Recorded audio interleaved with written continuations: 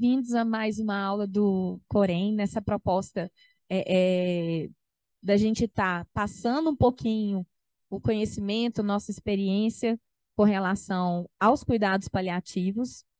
E nessa proposta, hoje eu venho dividindo um pouquinho com vocês meu conhecimento, essa aula sobre dor total. A gente vai falar um pouquinho de conceito, mas também medidas de como gerenciar uma dor titulada como dor total, saber identificar essa dor total e conduzir da melhor forma possível o alívio desses sintomas. Meu nome é Tatiana, sou enfermeira, intensivista e mestre na temática de cuidados paliativos e hipodermóclise, e atualmente também faço a pós-graduação em estomaterapia. Os cuidados paliativos, quando a gente fala em definição, é uma proposta, né, uma abordagem de melhorar a qualidade de vida. E ela tem um objetivo, o cuidado paliativo tem um objetivo, um dos princípios é aliviar esse sintoma. Em grande maioria, né, os pacientes portadores de doenças graves, e a gente vai falar um pouquinho sobre cuidado paliativo oncológico, não oncológico, identificar esse sintoma em diversas patologias, mas a gente busca o quê? O tratamento impecável da dor, realmente. E essa dor não necessariamente é só física, pode ser espiritual, psicossocial, e a gente vai ver um pouquinho mais sobre isso. Quem primeiramente, né, designou esse sintoma como titulado como dor total foi Cicely Saunders, uma das precursoras, né, do cuidado paliativo, né?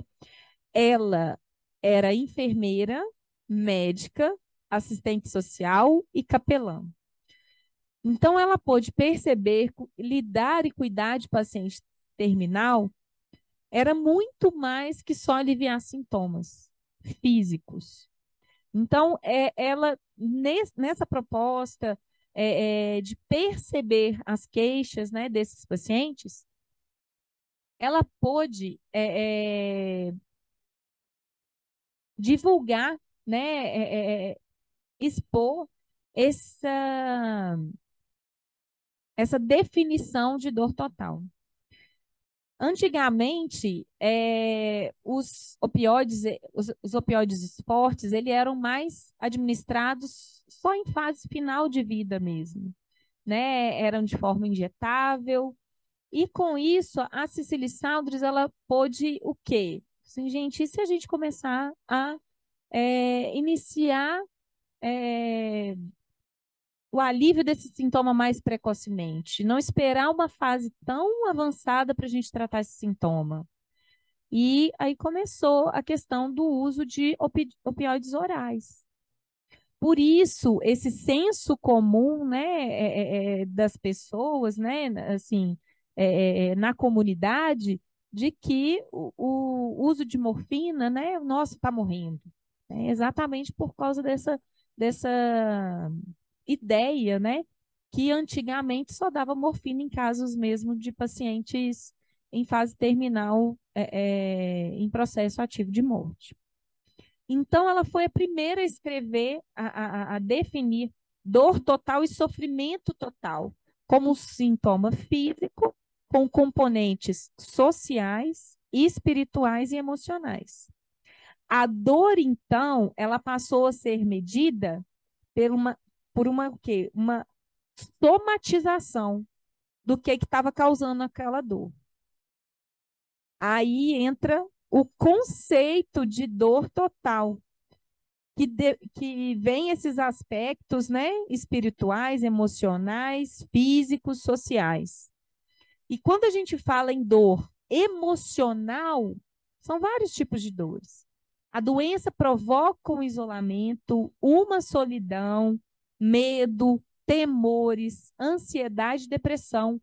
Isso está intimamente ligado no nível, na classificação de dor do paciente na hora que ele coloca de 0 a 10.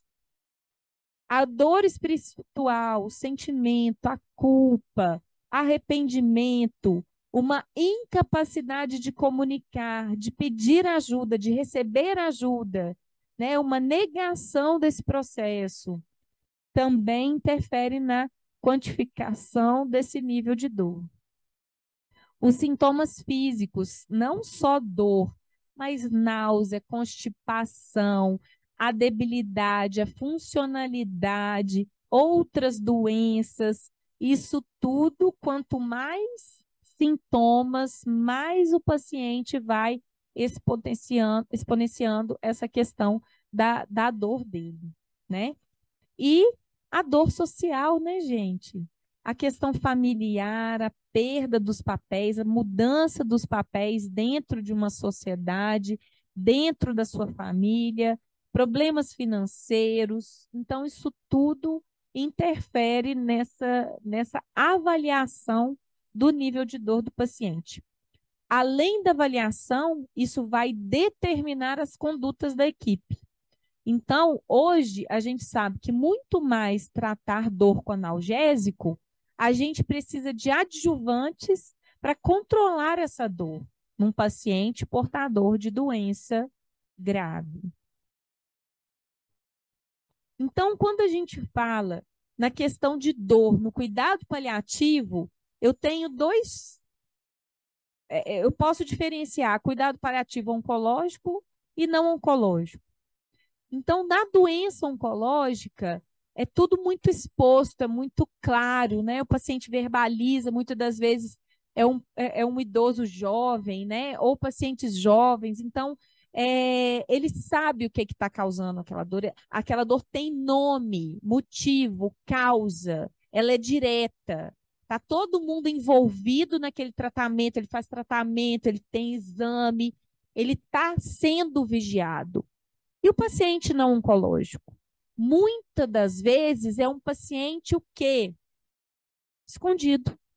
A dor nesse paciente, às vezes, ela é negligenciada. É uma dor que não tem nome. Por quê? É uma doença crônico-degenerativa de muitos anos, é uma funcionalidade, uma queda, a velhice, dói. As outras doenças que causam dor, a questão psicológica, psiquiátrica, as doenças cardíacas, isso tudo, osteoarticulares, neurodegenerativas. Então, a gente tem que ter um olhar para outras patologias que causam dor e sim uma avaliação individual neste paciente, que às vezes está gritando de dor, mas a gente está negligenciando. Isso não provoca tanta dor. Ah, isso não é assim, não, ele está exagerando. Não, a gente tem que investigar.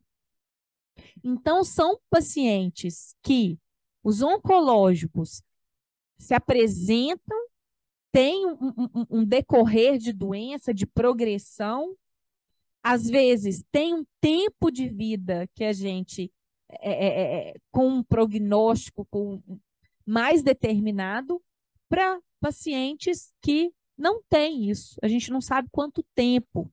Tem uma doença arrastada, uma fase final arrastada.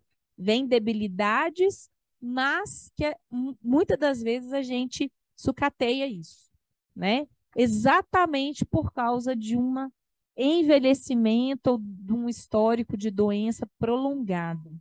A gente precisa ficar atento nisso. Então, qual que é o gatilho, né? Quais são esses pacientes mais propensos a ter esse sintoma? Pacientes em idade avançada, pacientes portadores de doenças que ameaçam a vida, né?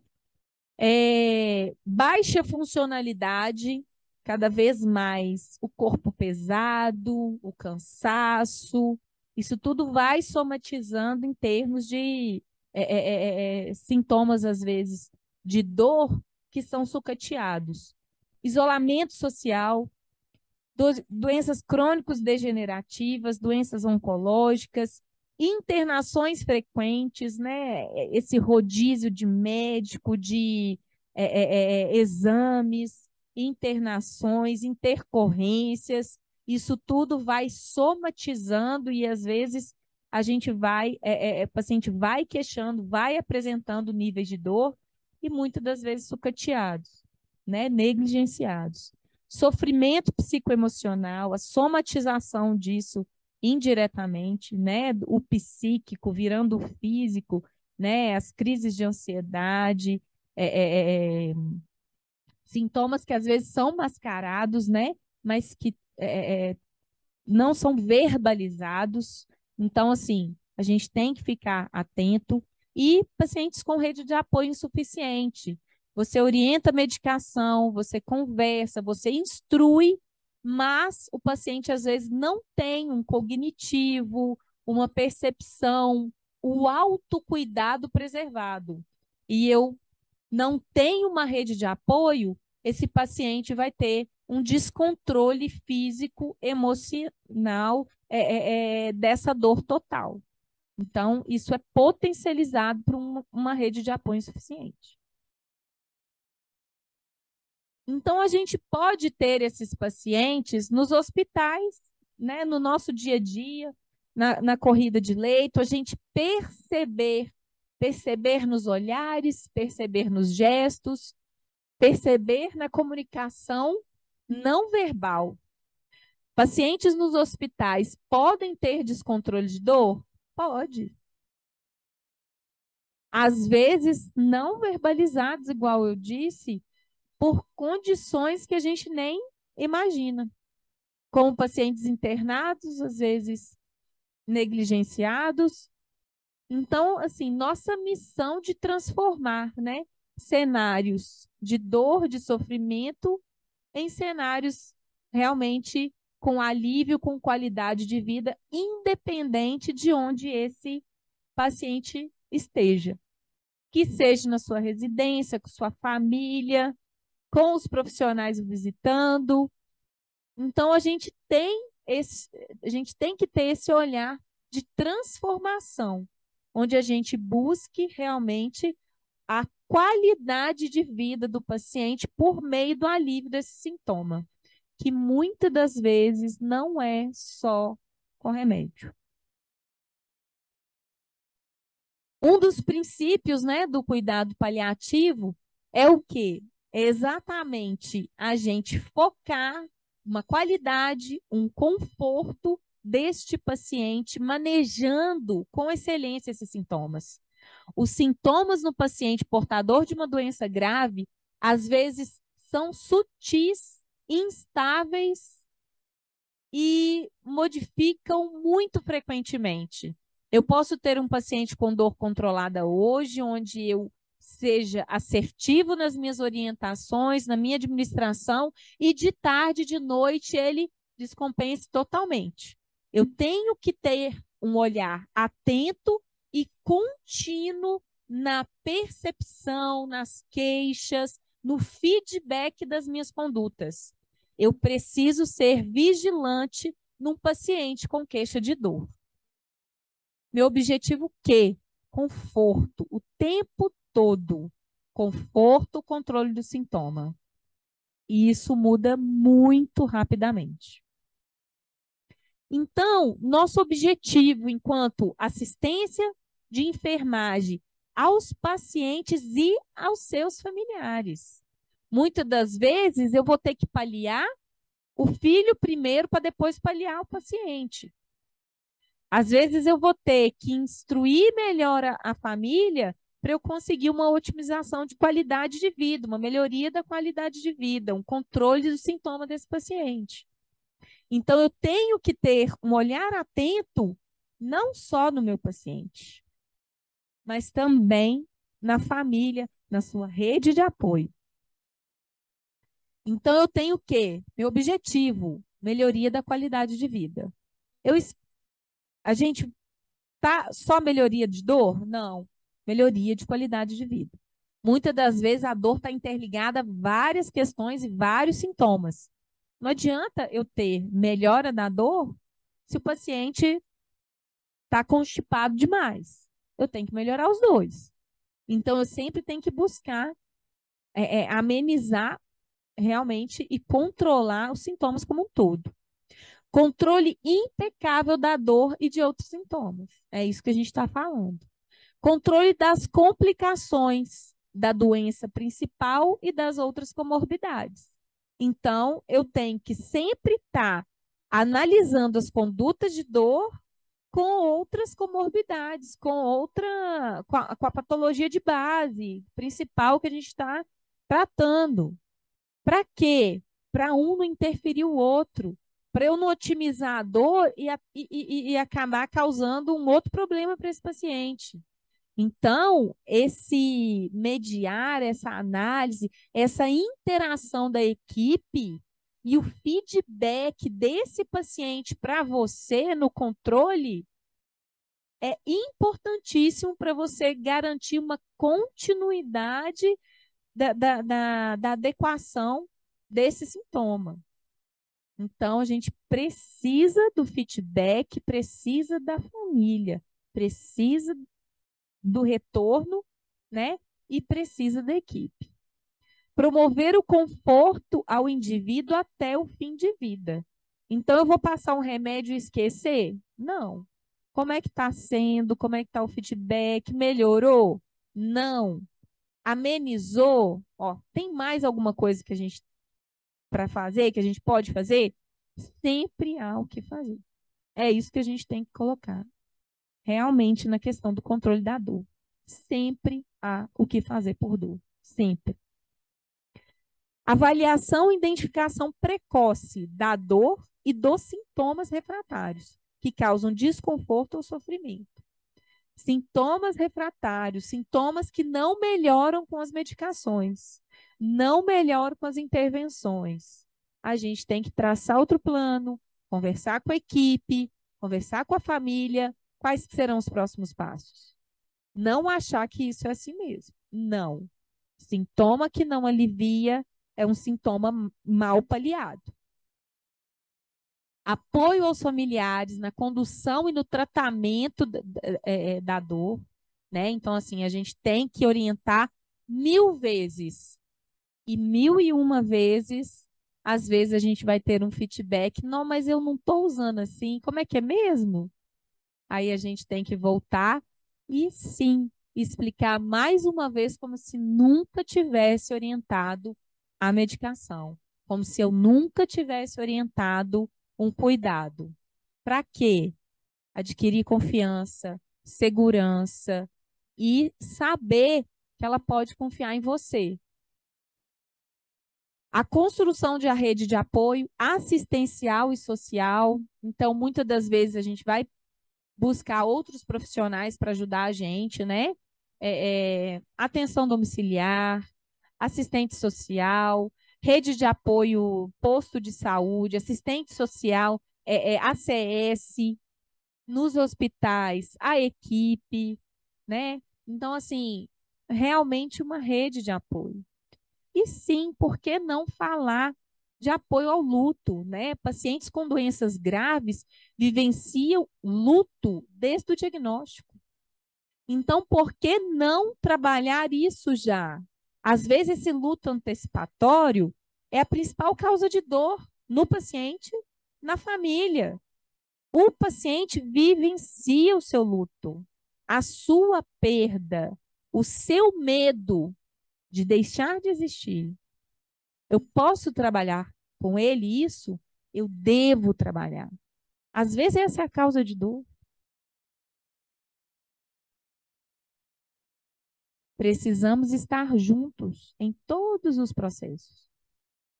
Então, a escala, né, o EVA, né, é escala de dor visual, que seja, né, quantificar, isso é um parâmetro para a gente. Qual o nível de dor hoje? 0 a 10, orientar, né, 0 sem dor, 10 a pior dor que o senhor já teve na sua vida, quanto que está a dor nesse momento, se ela está melhorando, se ela não, tentar que ele quantifique para a gente. Isso vai servir de acompanhamento e parâmetro para a gente em toda avaliação.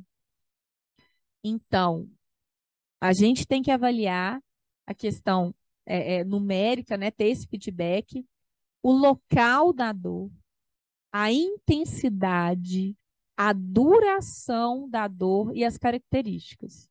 Então, dor, você está com dor? Não, a pergunta não é essa. Sendo que dor, a gente tem que avaliar isso tudo. Local, intensidade, duração e característica. Isso tudo vai determinar minha conduta medicamentosa ou comportamental. Então, como que a gente vai avaliar? Colher a história desse paciente, realizar o exame físico completo, local da dor. A irradiação, ela é pontual, ela irradia, ela migra. Qual que é a duração dessa dor? Quanto tempo? Ela vem e some? Ela permanece? Ela é constante? Frequência, intensidade, ela vem súbita, ela começa devagar e vai aumentando. O senhor tem dificuldade para dormir por causa da dor? E o humor? Como é que está por causa da dor? Fica mais isolado, introspectivo? Como que é que ela aparece? Qual que é o fator de exacerbação? Que hora que ela piora? Na hora da movimentação? Na hora que você está deitado? Se tem fatores psicológicos, emocionais, espirituais contribuindo para isso. Nossa, eu sinto muita dor, mas é só quando eu estou sozinho. Isso é uma verdade? Sim, é uma verdade. É a verdade do paciente. O que ele traz para você é a verdade dele. Eu estou com dor assim, assim, assim. É a dor dele. A avaliação da dor, ela é única e intransferível. Eu não posso achar que eu acabei de dar um remédio para dor e o paciente está queixando de dor. Isso é mentira. Pode ser mentira para mim, mas a verdade é dele, não é minha. Eu tenho que ter conduta? Tenho que ter conduta. O paciente não pode ter mais de um local, o paciente pode ter mais de um local e tipo de dor. Se ele tem uma dor na perna e se ele tem uma dor abdominal, eu tenho que avaliar as duas em separado. São bem características. Agora, eu tenho uma dor abdominal. Nossa, mas a dor é aqui na frente, mas ela irradia. Aí eu estou classificando a forma da dor com irradiação. Mas eu não estou em dois locais diferentes, não tem uma ligação, né? Então, na hora que não tem uma ligação, eu tenho que avaliar as duas situações. Identificar as causas possíveis e excluir qualquer emergência que requeira manejo específico. Compressão medular, obstrução intestinal, fratura óssea. Então, assim, no histórico do paciente, toda dor emergente, ela é sinal de alerta e alerta vermelho. Ela realmente ela precisa, às vezes, conduta hospitalar, avaliação hospitalar, né? Então, assim, uma dor que já é mostrada, a gente já está manejando, é uma coisa. Agora, dor súbita, repentina, muitas das vezes é avaliação e conduta hospitalar. Se a dor for severa, aplicar tratamento imediato antes de prosseguir com o manejo. Então, a gente pode fazer isso? Pode, desde que tenha sido orientado pela equipe, já em tal situação, né? Valorizar aspectos emocionais, como depressão, luto, raiva, ansiedade, isso tudo interfere também no limiar de dor de cada um e para quantificar essa questão da dor em cada um. Explicar ao paciente e familiares a causa da dor e o plano de tratamento. A gente sempre tem que conversar. Uma dor que não tem motivo, a gente tem que saber, né? Se o paciente não sabe por que ele tem dor, a gente tem que conversar. O grau de instrução, de orientação, de informação que esse paciente já tem, né? os fundamentos da anamnese do paciente com dor, né? Então, assim, primeiro, a localização, a região afetada, se está irradiando ou não, as circunstâncias associadas ao início da dor, aquilo que a gente falou no slide anterior, mas aqui passo a passo. As características da dor, se é pontada, choque, queimação, cólica, né? Os fatores desencadeantes, né? Agravantes e atenuantes, né? O que que melhora, o que que piora, a intensidade em repouso, durante a movimentação, em relação ao tempo, duração, neste momento, durante o dia, na última semana, tudo a gente está falando e construindo um histórico, né? Ela é contínua, ela é intermitente, é paroxística ou não, né? Ela é localmente, ela é sistêmica, a gente tem que saber isso tudo. Tem sintoma associado? Náusea, vômito, prurido, parestesia, né? Como que tá? Eu tô com tanta dor que eu vomito. Eu tô com tanta dor que eu tô com falta de ar.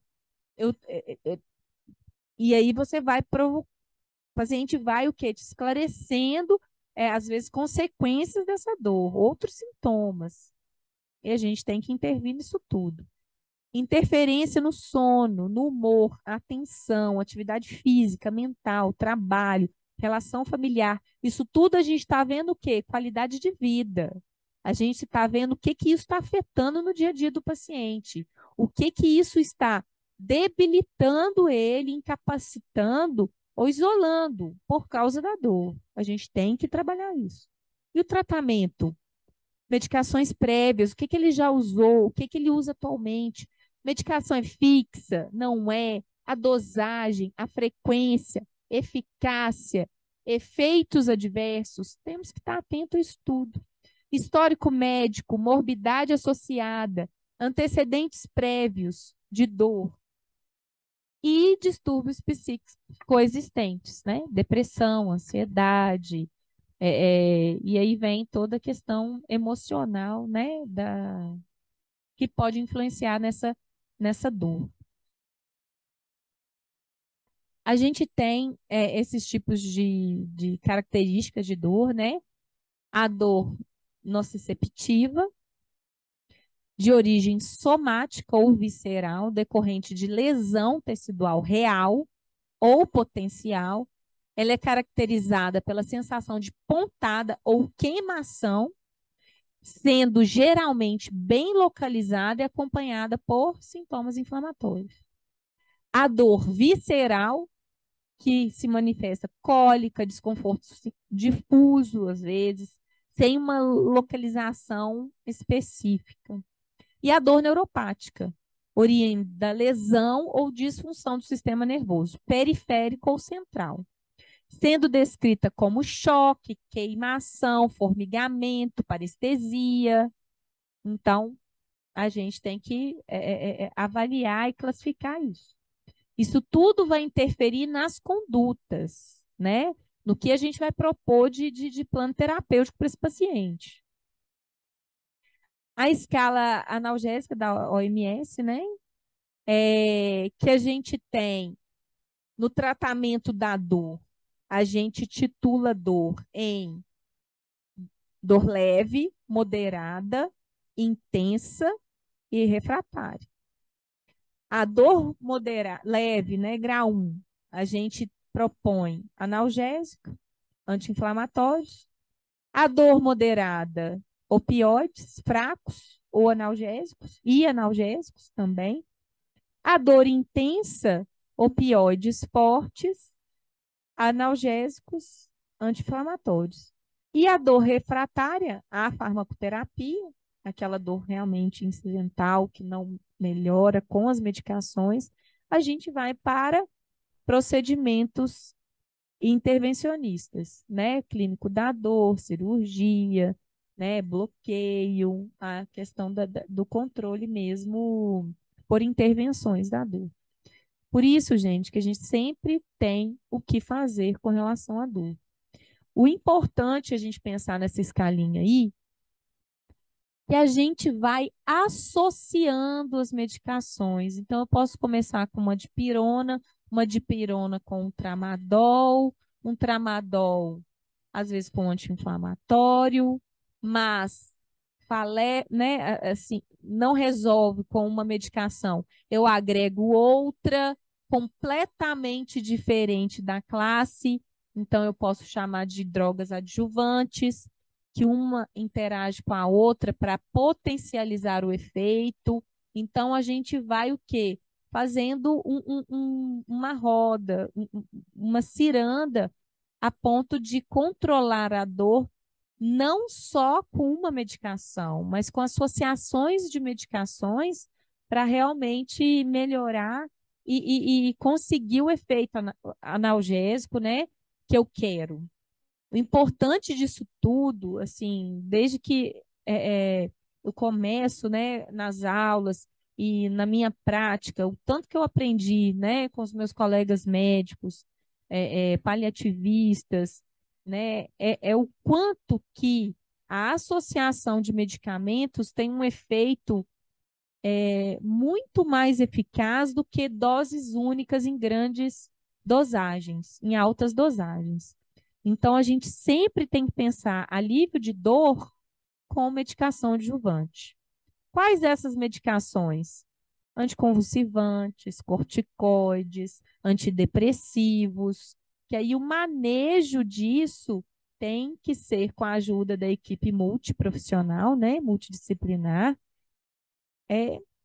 para realmente estar otimizando e tratando isso aí de forma efetiva. Então, por que isso? Cada fármaco, né, analgésico ou adjuvante, ele atua em determinado local do sistema nervoso. Então, assim, tem uns que vão atuar no sistema periférico, tem uns que vão atuar no sistema nervoso central, né, mais localmente, mais sistemicamente, e um ajudando com o outro, um potencializa o outro. Então, isso tudo a gente vai conseguindo o quê? Uma modulação desse preceptor da dor. A gente vai tentando controlar isso de uma forma efetiva, atuando em vários preceptores.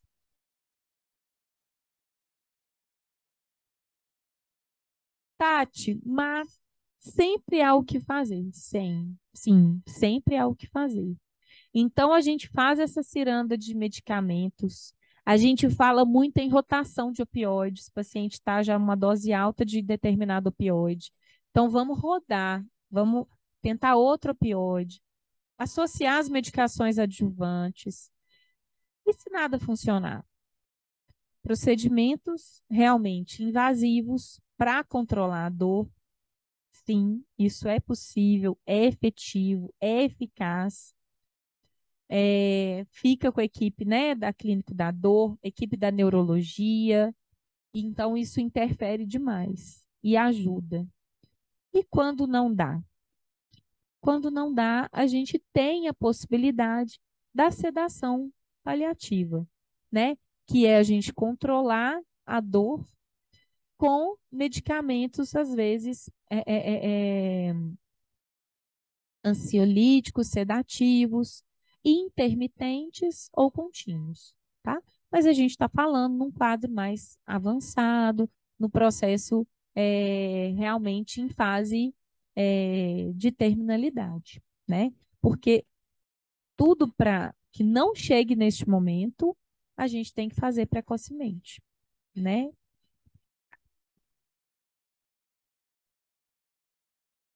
Os cuidados de enfermagem, a gente sempre tem que pensar em cuidados a dor, a gente sempre tem que avaliar a dor com um olhar global nesse paciente, né? Ah, ele tem dor oncológica, então é dor oncológica. A medicação está fixa? Ele tem motivo para dor? Ou eu vou deixar só de resgate a medicação? Não, né? Meu colega Alexandre falou isso na aula, eu gravei, aprendi, viu, Alexandre? Que é exatamente paciente com motivo para dor, ele não pode ter medicação se necessário. Ele tem que deixar a medicação fixa. Não dá para a gente esperar ter dor. Para a gente aliviar uma dor incidental, forte, é muito mais demorado do que a gente controlar uma dor com medicação fixa. E se tiver escape de dor, a gente vai e faz as medicações de resgate. Mas a gente precisa dessa medicação física em pacientes que têm motivo para ter dor. Atentar para a comunicação não verbal. Paciente, às vezes, urrando de dor, não fala, não verbaliza, né? Então, a gente tem que estar atento com relação a isso. Pacientes com déficit cognitivo, pacientes com doenças degenerativas, né? Ficar atento a essa comunicação não verbal, os sinais de dor. Quais seriam esses sinais? Sudorese, calafrio, rigidez muscular, testa, né? Feição, franzina, né? Então, assim, a gente tem que observar isso. Preensão, né, de mandíbula. Então, assim, isso tudo a gente tem que realmente estar avaliando, né?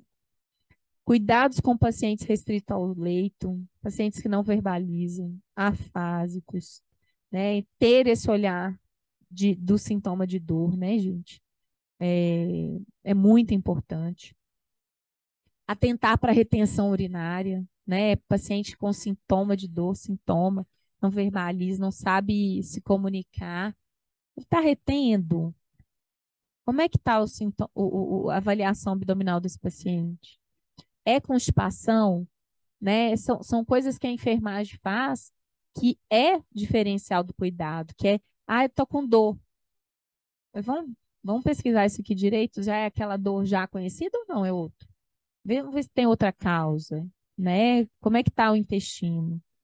Medicamentos para dor, eles provocam, né, a constipação intestinal, e a gente quase que obrigatoriamente a gente precisa estar associando o uso de opioides e algumas outras medicações de dor com o uso de laxativos. Está extremamente atento na questão do hábito intestinal desse paciente em tratamento de dor. E pacientes portadores de lesão por pressão, né? As lesões por pressão, a gente sabe, né? Em determinado momento, ok, elas destroem os preceptores, né? De dor, mas tem algumas fases que elas são extremamente doloridas, né? As assaduras. Então, assim, sempre está tendo esse olhar diferenciado num paciente que não fala, né? Que não verbaliza, né? Então, gente, é isso que eu queria passar para vocês com relação a esse conceito de dor total, a esse olhar atento, né? E realmente, assim, instigar vocês a investigar essa questão da dor no nosso paciente, que às vezes a gente atende é, no nosso dia a dia mesmo, né? Não é à toa que dor é considerado o quinto sinal vital, né? Então, assim, a gente está atento nessas questões e realmente ser o diferencial desse paciente. Que um paciente com dor incontrolável é enlouquecedor, né? É um paciente, assim, crítico, né? É uma urgência. A gente tem que encarar dor como urgência, né? Para realmente amenizar o mais rapidamente e efetivamente aquele sintoma nesse paciente. Então, eu só realmente agradeço mais uma vez o convite, envio saudações paliativas a todos vocês e realmente que esse olhar paliativista, né, seja difundido e aberto e de interesse de vocês para o conforto do nosso paciente e alívio de dor. Um grande abraço, fique com Deus. Tchau, tchau.